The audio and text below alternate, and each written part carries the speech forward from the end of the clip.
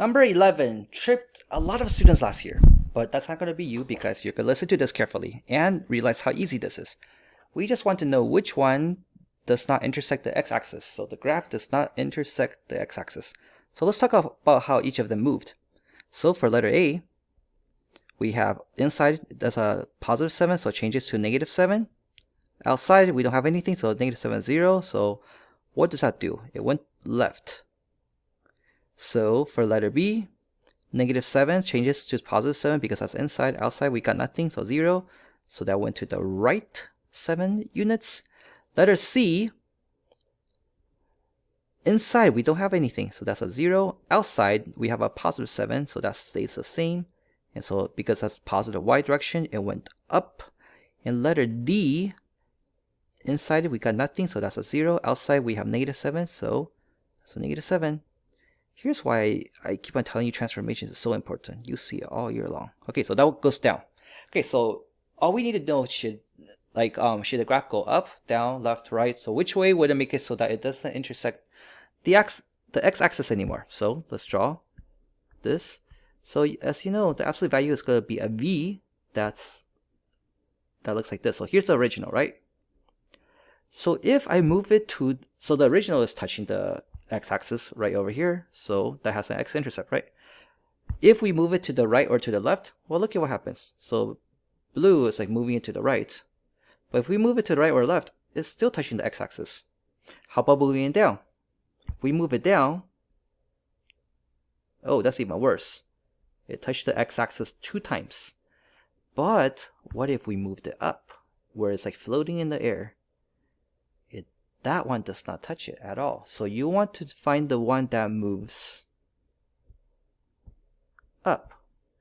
And as long as you remember that and you know how to do your describing the changes, like the transformations up, down, left, right, you will get the right answer. So the only one that moves up is letter C. Here's another one where it's absolutely critical that you read this carefully. There are more than one correct answer. Actually, there are 3. So choose all the correct answers. Select all that is true. Okay, axis of symmetry. Well, what is axis of symmetry? It is cutting the graph in half. Right here. So imagine where you can fold this, right? So right here. Okay, so that's the axis of symmetry. But what is the equation? There's 3 answers here. Y is 2, y is negative 2, x is negative 2, or x is negative 4. Okay, let's look at the line that we just drew. It went through the x at negative 2. So that's why this is going to be x equal negative 2, which will be letter B for this one. Okay. Now I'm going to erase what I drew so that it will be cleaner graph to look at. So that means A and C are dead because they got the wrong axis of symmetry. The x-intercepts are at negative 6 and 2. Is that true? Okay, here's negative 6. Yes, it touched the... Oh, let's do a different color. I don't want to confuse you. So did it touch the x at negative 6? Yes, it did. How about 2? Yes, it did. So D is correct. And then for letter E, let's check it. Y-intercept is negative 2. Okay, I'm going to the Y, negative 2. Oh, yup, there it is. So B, D, and E. Okay, this one is asking for the interval notation of the domain. Oh, you might see one exactly like this on the test tomorrow. Okay, not exactly, but similar. Okay, so domain is from left to right, like how you write your name. So left, is that negative 8? No, it's not, because the arrow goes on forever. So all the negative 8s, say goodbye to it. Okay, so arrows, can you ever reach infinity? No, you can't. So it has to be a round bracket. So it's going to be letter C. Right? And so over here also another arrow, so that one goes on forever. But yeah, so the reason why you can never reach infinity is because infinity means, like for example, you give me the biggest number you can think of. I can add 1 to it, and I got something even bigger. So that's why you can never reach infinity. So infinities will always be round brackets. And here are the last 2 questions of your review. These are finding the inverse by solving. So you will see 2 questions like those. Very similar to this. Okay, so inverse. So remember, f of x is just another way to write y. That's what your Algebra 1 teachers told you. And so inverse, we want to switch the x and the y. So now this x is going to become y, and this y is going to become x. So same thing over here. Okay, so let's look at number 14. So after we have written it down, what do we got? We got x equal negative 2y plus 10. And now we want to solve for y.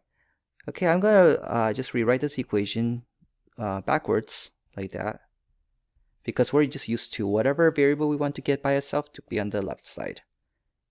Okay, so let's go ahead and move the 10. So that's positive 10 because of minus 10. So we have negative 2y equals to x minus 10. And what do we need to do now? Divide by negative 2 on both sides. So y equal to, here we can put a 1. So 1 over negative 2 is going to be a negative 1/2 because the decimal leave as a fraction. X, negative 10 divided by negative 2 is a positive 5. So that is the answer. Oops, I forgot. It's going to be in function notation. Now this is the answer. Negative 1 over 2x plus 5. So that is for number 14. And now for number 15, so I just go copy what I got after I switched the x and the y. So I have x equal to 3 over 2y plus 6. So again, like what we did on number 14, I'm going to write this backwards so I can have the y on the left side. Let's get the 6 to go to the other side, so it becomes minus 6, right? But here we need to divide by 3 over 2. Last time we divided by negative 2, but now we have to divide by 3 over 2. Here's how you divide by a fraction. You multiply by the reciprocal, which means that, oh, sorry, let me copy this down. I'm getting ahead of myself. 3 over 2 y equal x minus 6. Okay, so let's multiply by the reciprocal, which means that we're going to multiply by 2 over 3. So reciprocal, you're just flipping it upside down, 2 over 3.